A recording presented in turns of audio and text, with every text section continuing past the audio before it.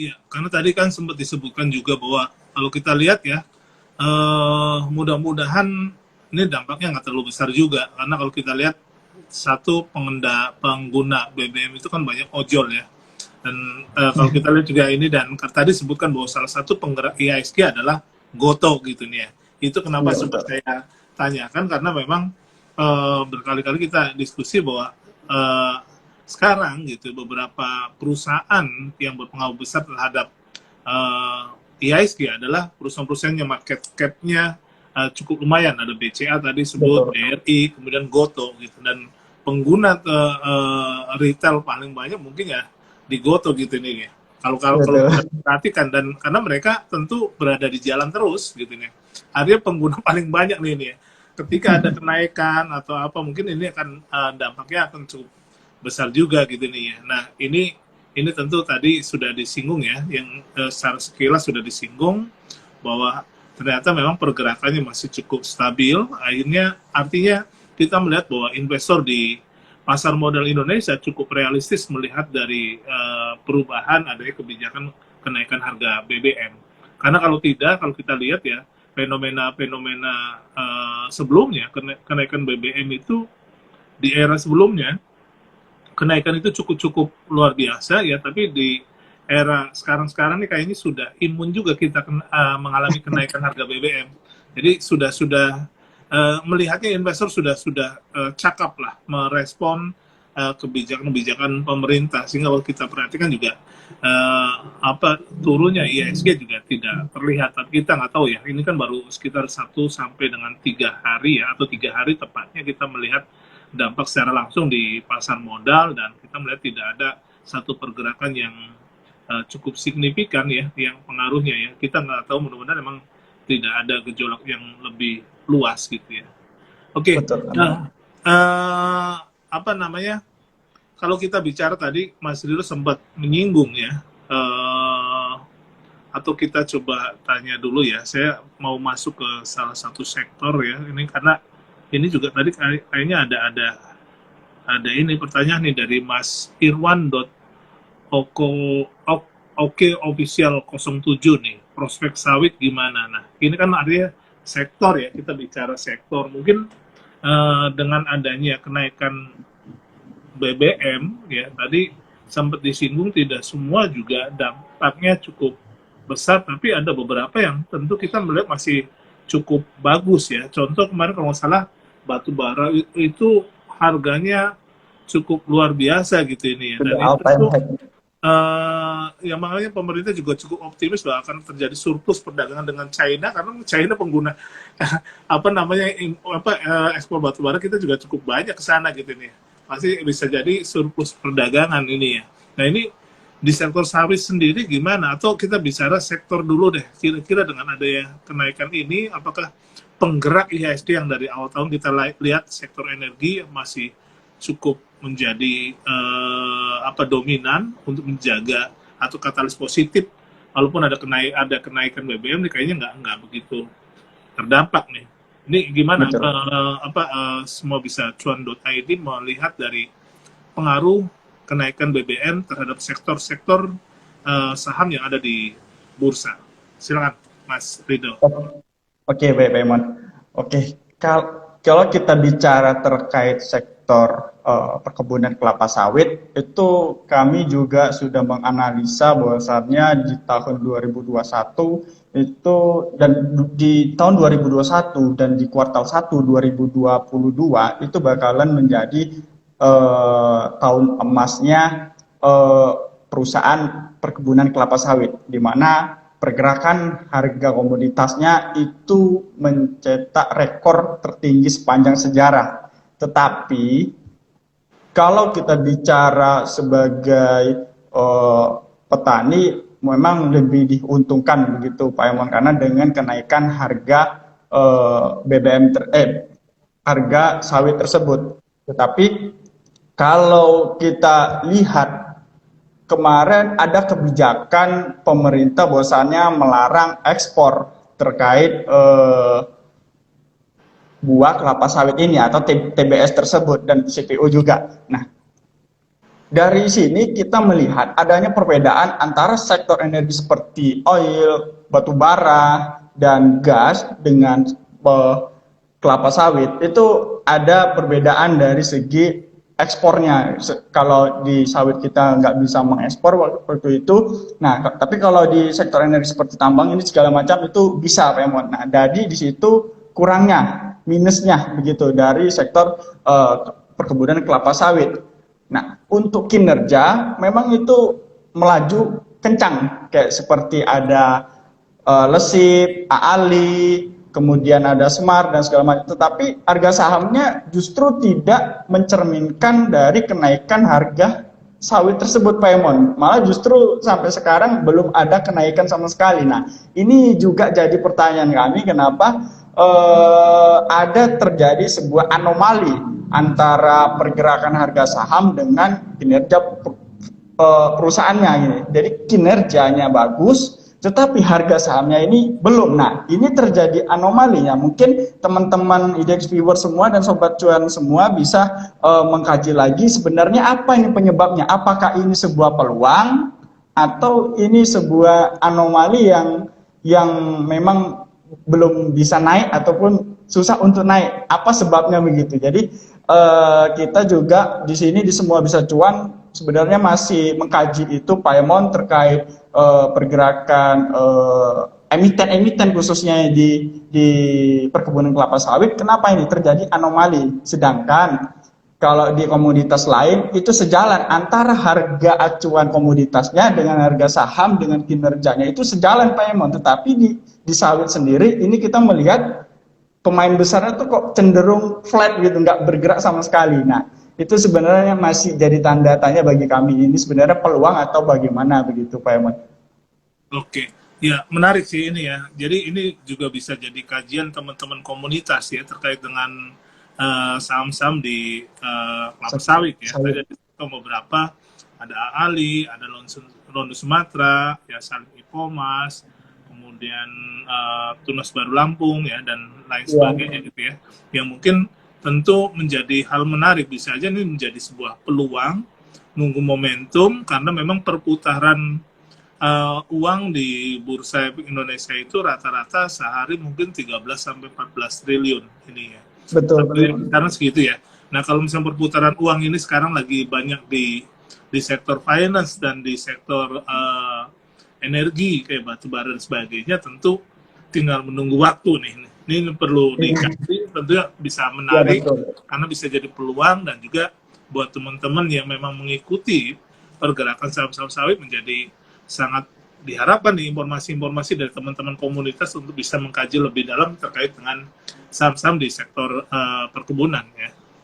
Betul, Pak Emon. Kemudian karena ya tadi bahwa kita melihat bahwa memang selalu kita melihat dari dulu ya, sebetulnya kenaikan harga saham di komoditas itu sangat tergantung dengan komoditasnya. Betul, Pak Emon. Itu jadi salah satu kunci buat tentunya ya para investor melihatnya seperti itu. Tapi ternyata kok berbeda gitu nih ya, dengan ini ada anomali tadi yang dikatakan oleh Rido. Kemudian ada pertanyaan selanjutnya nih, masih komoditas, seputar komoditas nih, emiten komoditas minyak dan sektor transportasi, prospeknya bagaimana ya? Ini kembali kita bicara sektor ya ini ya. Jadi tentu menjadi menarik karena di sini ada sektor komoditas minyak yang artinya dia produsennya nih. Kemudian sektor transportasi artinya dia konsumennya ya. Ini tentu ada dua sudut yang berbeda nih yang bisa dilihat dari produsen dan juga konsumen gitu. Ini kita ada nggak setelah kemarin ada kenaikan, terus ada kajian terkait dengan di dua sektor ini, di sisi produsen dan juga di sisi konsumen ya. Transportasi kan menjadi konsumen ya. Ini gimana Mas Rido? Oke, baik Pak Iman. Jadi kalau untuk di sektor energi khususnya di oil atau di minyak ini memang kita menyoroti Medco dengan Elsa. Medco sebagai produksi, Elsa sebagai pendistributor yang menyalurkan BBM begitu. Nah, jadi kalau oil ini kita lihat bahwasannya justru beberapa minggu ini sedang mengalami penurunan untuk dari harga komoditasnya, tetapi masih cenderung berada di range sekitar 90 per US dollar per barelnya begitu. Nah, kalau untuk produsennya kita memang masih melihat adanya sebuah potensi kenaikan di saham Medco, tetapi mungkin karena kemarin oil sedang mengalami penurunan kalau nggak salah 5% atau 4%, jadi ARB hari ini Medco-nya begitu Pak Iman. Jadi mungkin market panic selling terkait begitu volatilnya nih harga komoditas minyak begitu yang terjadi pada kemarin malam begitu. Jadi kalau untuk saham Medco mungkin kita bisa memanfaatkan peluang di mana ketika harga itu juga mulai kembali rebound, kita bisa memanfaatkan momentum untuk entry di saham Medco Pak Iman, untuk saham yang sebagai produsen minyak begitu, karena di sini pemainnya kita lihat yang listing ya ada Medco begitu Pak Iman. Jadi kalaupun Medco itu kita proyeksikan walaupun dia hutangnya besar, tetapi itu kalau tidak salah ya Pak Emon, saya pernah baca kemarin di laporan keuangannya itu liabilitas jangka panjang, di mana hutang tersebut itu sebagai hutang untuk modal usaha yang akan jatuh tempo pada tahun 2028 atau 2029. Jadi dengan adanya prospek kenaikan harga minyak dunia dan Medco sekarang sedang mengalami keuntungan sekitar 4 triliun di semester pertama, itu menjadi trigger bahwasanya Medco ini sahamnya masih bisa potensi upside begitu Pak Emon, dengan asumsi target kita dikoreksi 850 sampai 860. Jadi di sini ada support kuat Medco di sekitar 850 sampai 860, kemudian dengan target di harga 1250-an Pak Emon. Jadi di sini masih ada range untuk kenaikan dari segi pergerakan harga sahamnya. Tetapi kita perlu juga melihat pergerakan komoditasnya, karena yang menjadi trigger ketika kita entry atau kita membeli suatu saham di saham-saham komoditas, ya yang utama kita harus melihat harga komoditasnya, harga acuannya. Kalau misalnya harga acuannya itu turun, ya otomatis secara tidak langsung harga itu pasti bakalan mengikuti harga komoditasnya, harga sahamnya. Kecuali kayak tadi seperti saya bilang, harga sawit dengan harga sahamnya itu sedikit terjadi anomali begitu. Tapi kalau di minyak atau seperti di batu bara ini cenderung mengikuti pergerakan harga acuannya begitu. Jadi kalaupun kita mau entry di saham produsennya Medco, itu bisa perhatikan level support di 850 sampai 860 dengan target 1250 dan batasin cut loss di 750. Jadi itu untuk saham produsennya masih ada potensi untuk kenaikan. Nah, untuk saham pendistributor mendistribusikan minyak itu kita bisa melihat di saham Elsa, di mana saham Elsa ini dimiliki oleh Pertamina ya. Kita tahu bahwasannya saham Elsa ini sebagai pengendalinya itu Pertamina. Nah, memang terjadi pergerakan yang cukup lama, itu Elsa mengalami sideways besarnya dari tahun 2017 hingga sampai 2022 ini. Jadi terjadi range yang cukup lebar dari pergerakan harga saham Elsa tersebut, dari range sekitar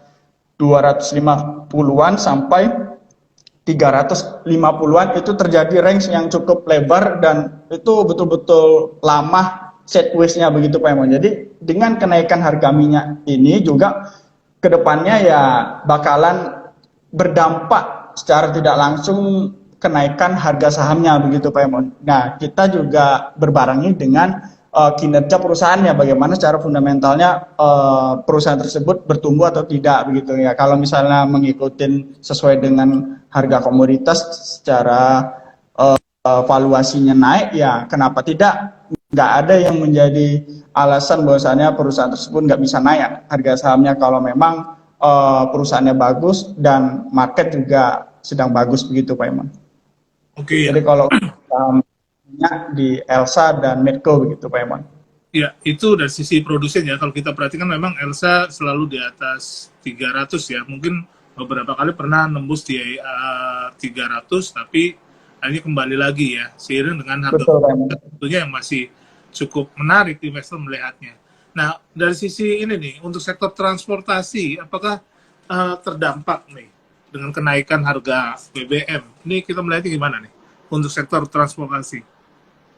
Oke, Pak Iman. Memang kalau dari sektor transportasi memang itu pasti bakalan terdampak dengan kenaikan harga BBM karena kan bahan bakar mereka tentunya kan minyak untuk menggerakkan roda dan menggerakkan kapal mereka kalau misalnya dia lewat jalur laut begitu. Jadi ya lihat tadi kalau memang harga minyak naik otomatis nanti harga jual dan harga untuk sewanya pasti ya ikut naik. Tetapi kalau memang nggak naik harga sewanya, harga jualnya nggak naik ya tentu ya terjadi adanya cost yang lebih besar begitu. Sama seperti misalnya ketika harga sawit turun tapi pupuknya nggak turun. Nah itu sama saja jadinya bebannya lebih besar begitu ya. Seharusnya ketika misalnya harganya sawit turun ya pupuk juga ikut turun dan kalau ketika harga minyak naik ya harga jualnya pun juga akan ikut naik begitu atau ongkosnya begitu ongkos transportasinya ya contohnya kayak di darat sekarang gitu kan ojol yaitu tarif angkot dan ojol pasti bakalan ikut naik begitu karena ya mengikuti dengan berapa persen kenaikan dari BBM tersebut yaitu udah ada kalkulasinya hitung-hitungannya terkait berapa kenaikan BBM dan berapa pula kenaikan ongkos yang mereka terapkan yang sepantas dan sewajarnya begitu Pak Eman. Oke, ya menarik nih, banyak sekali pertanyaan kayaknya nih ini ya. Ini kita cari yang nyambung-nyambung ya, ini ya. Ini saham Elsa, apakah ada tadi udah dibahas ya ini ya untuk Elsa. Kemudian gantung nih Pak, portofolio saya tadi udah dijelaskan ya tentang sawit ya dari Mas Irwan. Kemudian Hari Aidil, selamat malam ya, malam juga Mas Aidil. Ini saham Elsa tadi sudah dijelaskan ya. Ini kita coba lihat di pertanyaan di kolom pertanyaan nih dari Mas Muhammad Chandra Negara nih. Maaf, berinvestasi di saham itu manakah yang diutamakan pendapatan dividen per tahun atau capital gain? Ini mungkin Mas Rido bisa bantu nih dari semuabisacuan.id. Berinvestasi di saham manakah yang diutamakan pendapatan dividen per tahun atau capital gain? Silakan. Oke, Pak Iman, baik. Oke, jadi mungkin beberapa orang dan beberapa motivator lainnya itu juga ada yang berinvestasi terkait dengan capital gain, ibarat mengharapkan hanya sekedar capital gain dan atau ada yang kedua-duanya. Tapi kalau kita bicara dari sudut pandang semua bisa cuan, kami lebih condong ke capital gain begitu Pak Iman, karena dari capital gain kami lahir, kami bisa menikmatin cuan yang begitu besar ketimbang hanya untuk mengharapkan dividen.